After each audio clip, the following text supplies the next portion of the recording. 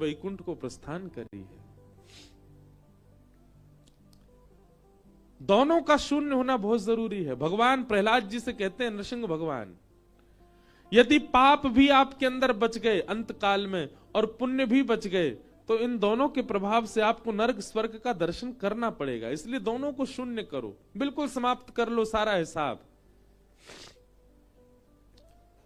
अंत काल में भगवत स्मरण करने से समाप्त हो जाते हैं, शून्य हो जाता है, और उसके बाद मुक्ति की प्राप्ति, वैकुंठ लोक की प्राप्ति होती है।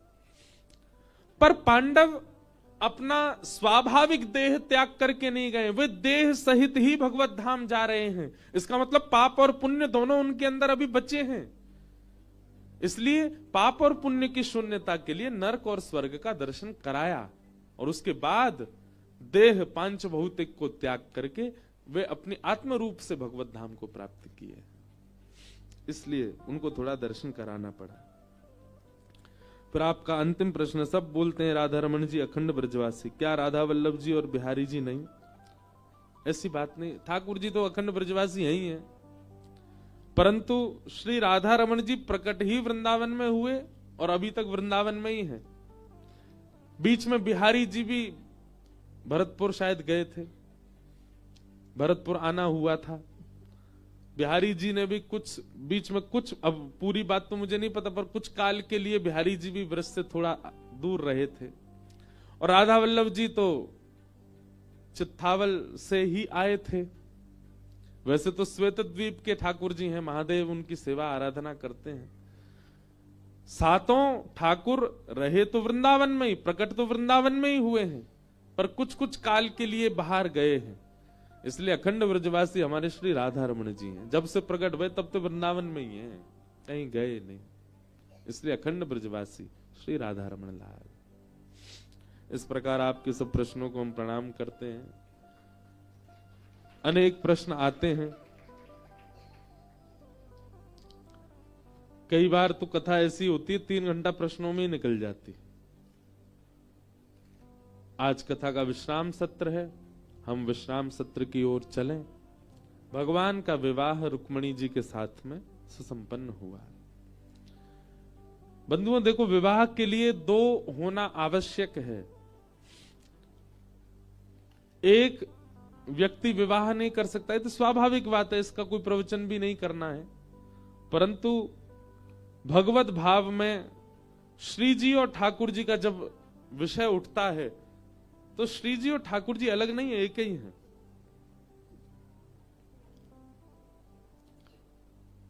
एक प्राण 2 देही, प्राण दोनों के एक ही हैं, देह 2 विलग हैं। लेकिन रुक्मणी जी के तो प्राण भी अलग हैं, इसलिए विवाह विलग से होता है, एक से ही नहीं होता। हाँ, वृंदावन भाव में प्रवेश करोगे तो वहां के भाव में तो श्री जी और ठाकुर जी ही हैं, परंतु जब सामाजिक भाव में, व्यवहारिक भाव में और सार्वभौम भाव में आप कथा में प्रवेश करोगे तो ठाकुर जी का विवाह रुक्मणी जी से हुआ, विलग से हुआ, अपने से अलग से हुआ। रुक्मणी लक्ष्मी है, ठाकुर जी नारायण है। भगवान का विवाह लक्ष्मी के साथ में होता है। रुक्मणी जी के साथ में ठाकुर जी का प्रथम विवाह। दूसरा विवाह ठाकुर जी का हुआ जामवंत की पुत्री जामवती के साथ।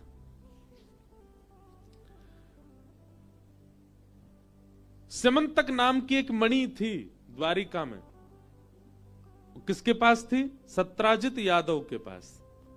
उस मणि का स्वरूप था, वो हजारों किलो सोना रोज प्रकट करती थी। भगवान के मन में यह भाव आया कि एक व्यक्ति इतने 1000 किलो सोने का क्या करेगा, भोग भी नहीं पाएगा। एक दिन में जितना सोना प्रकट करती है, इतना सोना पूरा जीवन भर भी लगा दे तो भी भोग नहीं पाएगा।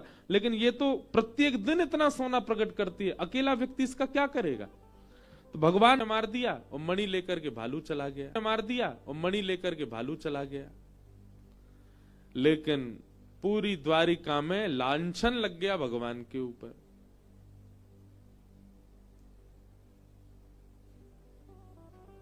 सब द्वारिका के लोग बोले, द्वारिकाधीश कृष्ण मणि मांगने के लिए गए थे प्रसन्न के पास, और प्रसन्न ने देने से मना किया, तो द्वारिकाधीश ने ही सत्राजित के भाई प्रसेन को बंदी बना के मणि अपने पास ही रख ली होगी। ऐसा कभी कभी होता है ना कि आप कुछ गलत नहीं कर रहे थे, आपने केवल उस बात की चर्चा की, करके कोई और चला गया, तो लोगों को ये शंका हो जाती है, वो बात भी यही कर रहा था, किया भी इसी नहीं होगा। ऐसा कभी कभी जीवन में घट जाती है घटना।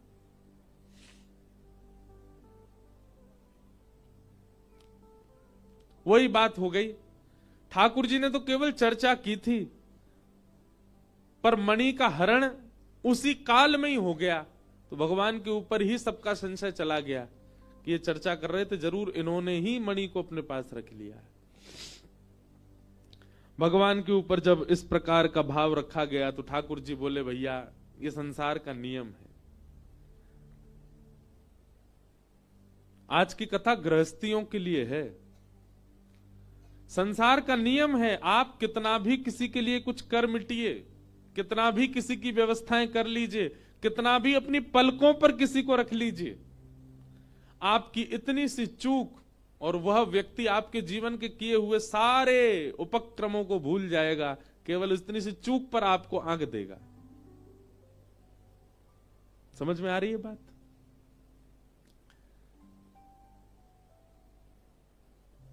किसी के लिए कुछ भी कर लो आप, पर आपसे जरा सी चूक हुई, वो व्यक्ति तुरंत आपको उस चूक का ही मुखिया मान लेगा। आपने जीवन भर उसके लिए क्या किया उसको सब भूल जाते हैं। पर ठाकुर जी के यहां विपरीत है। ठाकुर जी के यहां विपरीत क्यों है? ठाकुर जी का स्वभाव क्या है? जीवन भर आपने गलत क्या किया इसको ठाकुर जी नजरअंदाज कर देते हैं, पर पूरे जीवन में एक बार आपने क्या अच्छा किया ठाकुर जी याद रखते हैं। सोचो, विचार करो, आप अपने पूरे जीवन में गंगा स्नान कितनी बार किए? व्यक्ति जो बाहर दूर दराज देशों में रहते हैं या दूर शहरों में रहते हैं, वो गंगा जी स्नान करने, बहुत कम ऐसे लोग होंगे जो हर वर्ष आते हों। साल में एक बार, 2 साल में, 4 साल में, 10 साल में, अगर पूरे जीवन का आकलन लगा दे तो व्यक्ति ज्यादा से ज्यादा 50 बार गंगा जी आया होगा, पर 50 बार का उसको फल मिलता है। और संसार उतना ही उल्टा है। आपने 50 बार अच्छा क्या किया इसको कोई याद नहीं रखेगा, पर एक बार गलती क्या करी थी वो जीवन भर याद रखेंगे सब लोग। व्यक्ति की मृत्यु हो जाती है, शव यात्रा जा रही है, राम नाम सत्य है, सब लोग प्रशंसा करते हैं, अरे बहुत भला आदमी था, बहुत बढ़िया था, बहुत अच्छा था, इसने सबका भला ही किया। मृत्यु के समय सब प्रशंसा ही करते हैं, पर उस प्रशंसा में भी एक आध बार एक आध लोग कह देते हैं वो सब तो ठीक है, पर इसने अपनी पत्नी के साथ अच्छा नहीं किया, इसने अपने बच्चों के साथ अच्छा नहीं किया, पड़ोसी से बहुत झगड़ता था ये, उसका सारा हक मार लिया इसने। पर ठाकुर जी के यहां विपरीत चलता है। आपके पूरे जीवन में 50 बार किए गए अच्छे कर्म ठाकुर जी याद रखते हैं, बुरे कर्मों को नजरअंदाज करते हैं। मैं कभी कभी कहता हूं ठाकुर जी जैसा स्वभाव हमारा कभी बन जाए ना, तो निश्चित है उस स्वभाव से ही भगवत प्राप्ति हो जाएगी। मानव की दृष्टि कैसी होती है, मानव के नेत्र कैसे होते हैं, वो कुभावों को बहुत जल्दी कैप्चर करता है,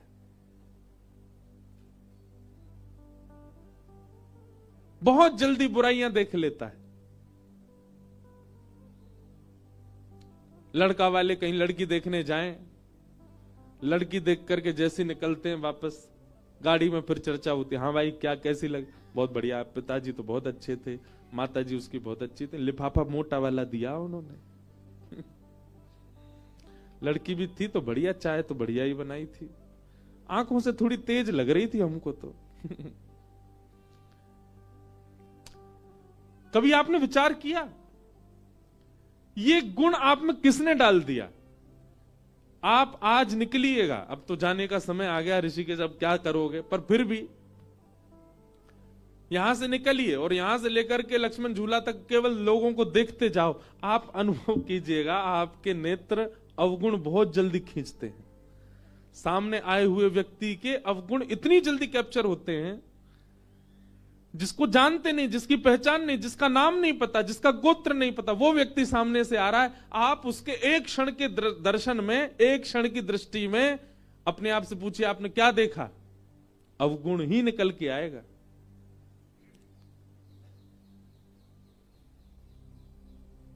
लेकिन यही व्यक्ति जब अत्यंत सत्संग में हो जाता है, जब अत्यंत जीवन में कथा का भाव उसके जीवन में आने लग जाता है, सत्संग करने लगता है, नाम जप करने लगता है, भगवत सेवा करने लग जाता है, तब उसकी दृष्टि परिवर्तित होने लगती है धीमे धीमे। फिर क्या होता है, नेत्रों के आगे दिखने वाला अपरिचित व्यक्ति भी, उसका भी एक गुण दिख जाता है,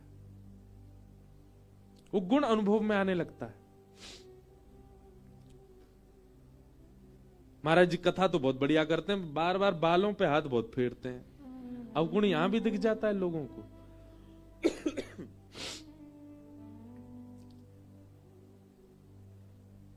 कथा तो बहुत बढ़िया करते, चुटकुल्ला नहीं बोलते कथा में, थोड़ी हंसी आवे, मजा आवे।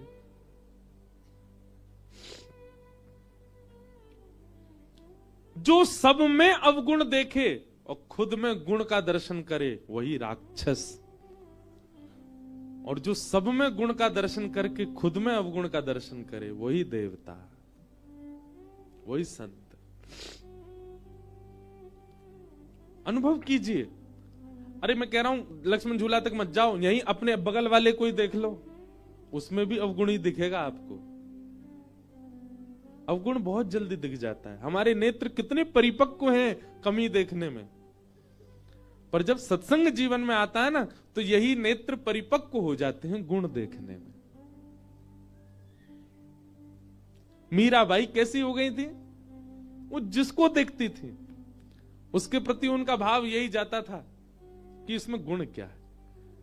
कोई सांवला व्यक्ति, उसको सब कहते हैं अरे रामदेव कालिया आगो, सांवले व्यक्ति को देख करके सब कह रहे कालिया आ गया, ओहो या को देखो कैसा लग रहा है, बिल्कुल अमावस्या आ गई चलती फिरती। पर मीराबाई जब ऐसे से मिलती थी या उसके कोई ऐसी दिक्कत है, वो बेचारा सीधा सीधा चल नहीं पा रहा, सब तो उसको देख करके देखो अपंग जा रहा है, पर मीराबाई देख के कहती ठाकुर जी ने तुम पे कितनी बड़ी कृपा करी। क्यों? वे स्वयं त्रिभंगी हैं, तुमको एक भंगी तो एक अंग तो तुम्हारा भंग कर दिया ना, अपने त्रिभंग में से एक अंग भंग तुमको दे दिया। किसी ऊधमी बालक को देख के सब कहते ओ देखो ऊधमी डोल रहा है, पर मीराबाई कहती कितनी कृपा, ठाकुर जी ने अपने ऊधम का ही गुण दे दिया इसको। किसी की सुंदरता देख करके व्यक्ति के चित्त में काम भाव प्रकट होता है, ये कितना सुंदर है, इससे हमारा ब्याह हो जाए, इसके नेत्र कैसे, इसकी मुस्कान कैसी, इसका ये। पर मीराबाई उसको देख करके भी कहती ये इतना सुंदर है, इसको बनाने वाले श्याम सुंदर कितने सुंदर होंगे ना। उनकी दृष्टि ऐसी परिवर्तित हो गई, वो किसी में दोष नहीं देखती हैं। यही बात हमारे श्री हरिराम व्यास जी की है, वृंदावन के भावों को जिन्होंने प्रकट किया। वो जिस व्यक्ति से मिलते थे उस व्यक्ति के गुण स्वभाव से उसको ठाकुर जी से जोड़ते थे। कोई अत्यंत प्रचंड बलवान दिखाई देता, दूर से चलता हुआ आ रहा है, हरिराम व्यास जी कहते ऐसा लग रहा हनुमान जी आ रहे हैं। कोई अत्यंत मोटा व्यक्ति आता, उसके लंबोदर पेट निकरा हुआ भार, अब सब तो कहते देखो दुनिया पे भार चल रहा है, देखो पृथ्वी पे भार चल रहा है कितना मोटा। हरिराम व्यास जी कहते ओहो गणपति बप्पा, गणेश जी आ रहे। कोई अत्यंत सुंदरी नारी आती जिसका रूप लावण्य अत्यंत सुंदर था, उसको देख करके श्री हरिराम व्यास जी कहते हमारी किशोरी जी की सुंदरता की एक बिंदु पड़ गई है यहाँ पे, वो तो सिंधु है, वो तो सागर है। सब में गुण का दर्शन होने लग जाना, ये इस बात का प्रतीक है कि आप कथा श्रवण करते हैं।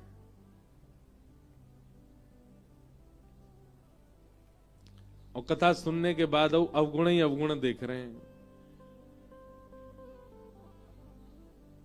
कई बार हमारी कई कथाएं ऐसी होती हैं, वहां पर बहुत कुछ अनुभव होता है कथा में, व्यवस्थाओं को लेकर के, व्यवहार को लेकर के, बहुत बातों को लेकर के सब अनुभव होता है।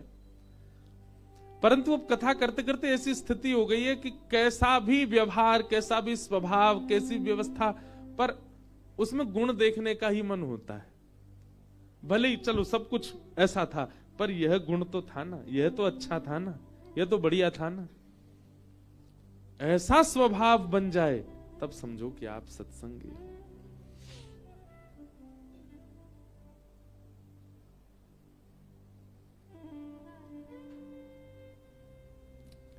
पर हम मानवों का स्वभाव, अभी हम सुन के जा रहे हैं, पर यहां से निकलते ही हम भी अवगुणी देखते जाएंगे सब में। ये आपके सोचने से नहीं बनेगी बात।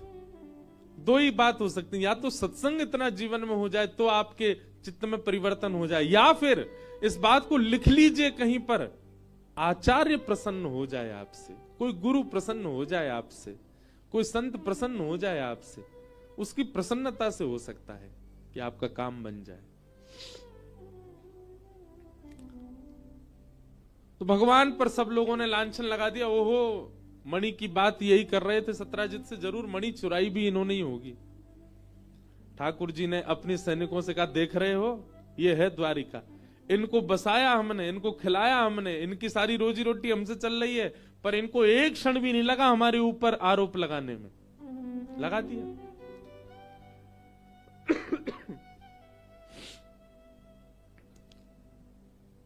ठाकुर जी बोले, कोई बात नहीं, हम देखते हैं क्या करना है। भगवान अपनी सेना लेकर के मणि ढूंढने के लिए गए तो शेर मरा हुआ, प्रसेन मरा हुआ मिला, थोड़ी दूर पर शेर मरा हुआ मिला, लेकिन मणि दोनों के पास नहीं थी। तभी रीछ के पैरों के निशान देख करके भगवान गए, गुफा में प्रवेश किया। मणि मिलते ही भगवान ने जैसी उठाई, भालू ने भगवान पर प्रहार कर दिया। 18 दिन तक भगवान ने युद्ध किया उसके साथ।